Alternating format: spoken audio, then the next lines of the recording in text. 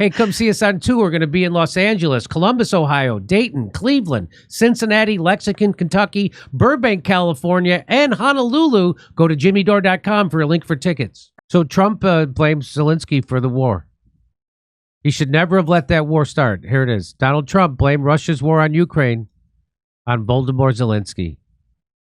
An escalation of a pattern of sympathetic rhetoric toward the wars. Oh, my God. This is Politico. Oh, Jesus. They're escalating. Oh, no. Yeah. That's an escalation, Jimmy. It's de-escalating. He's escalation of a pattern of sympathetic rhetoric toward the war's aggressor. So Politico just straight up lying.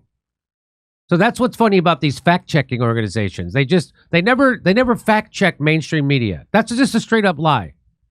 Wait, an escalation. The aggressor is NATO. NATO has been the aggressor.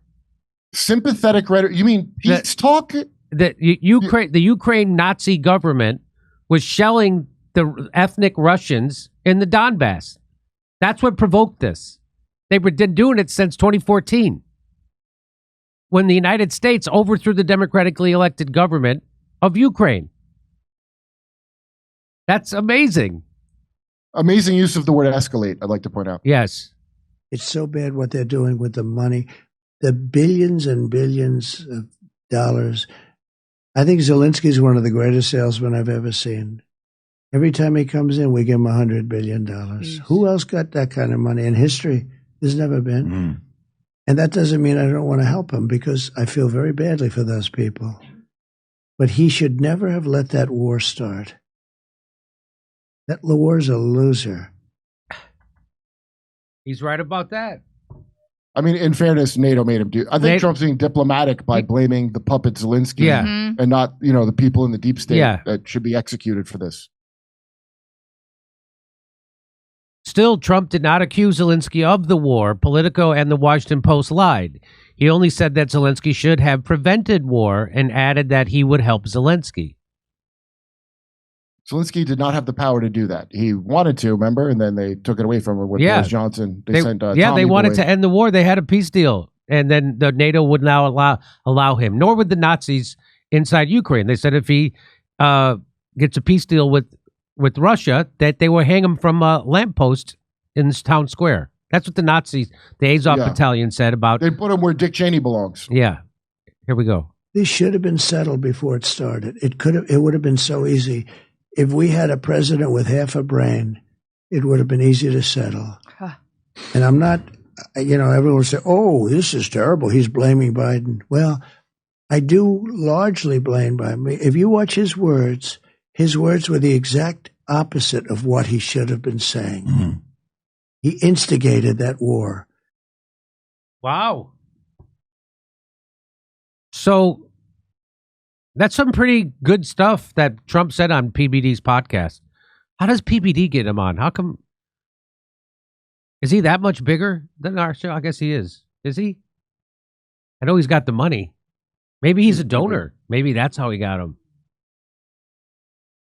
I'd love to get him. I'd love to interview Trump or J.D. Vance or Kamala Harris or Tim Walz.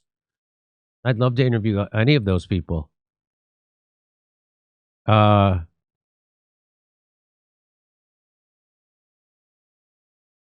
In reality, this is what Politico says. In reality, the conflict between Russia and Ukraine is more than a decade old. Back in 2014, Putin used disguised Russian troops and separatist forces to take over parts of eastern Ukraine, as well as the Crimea region. They leave out the Maidan coup. And they had a vote also, and they speak Russian, and then they made it illegal to speak Russian. They're leaving that part out as well. Oh, also, we disguise American troops, NATO troops, as Ukrainian troops. It's unbelievable. So the low-level fighting reached a new height in 2022 when the Kremlin chief launched a full-scale invasion of Ukraine. So I'm guessing that the author of this article was tight on space, or otherwise he would have no doubt mentioned that in 2014 the U.S. also launched a coup to overthrow the democratically elected president of Ukraine, Viktor Yanukovych. I'm sure. Who is the author of this article? Oh, Irie Setner. I've never heard of I've never heard of a name like that. Irie, Irie. Yeah. So Irie. So like all corporate journalists, Irie is just a mouthpiece for the war machine. Well, whoever made the headline doesn't nope. understand this helps Trump. It helps Trump, this headline. That's right. It doesn't hurt him. It definitely does help Trump. You'll have a fight about Israel, not about this. This is so... And so fact checkers will never fact check corporate media. They just get to lie and do more propaganda like they just did. Yeah, Ukraine is really the who gives a shit version of Israel. Like only Morning Micah and Morning Joe viewers or those kind of twits. Trump has demonstrated an increasingly friendly relationship. Oh, we should definitely want to have enemies with nuclear powers. Do you hear it? This is all warmongering, McCarthyism. Good. I hope they become friends and the war stops. Me too. And I hope BlackRock loses all their investment. During his debate with Vice President Kamala Harris last month, he maintained that the war must end, but twice did not directly answer if he thought Ukraine should win. Well, that's because it's the dumbest question. Yes. Should they win or can they win? The answer to both is no. In a book released on Monday, journalist Bob Woodward, reported that Trump had called Putin as many as 7 times since leaving office and sent him, what is going on? This is just garbage McCarthyism. That's what this is.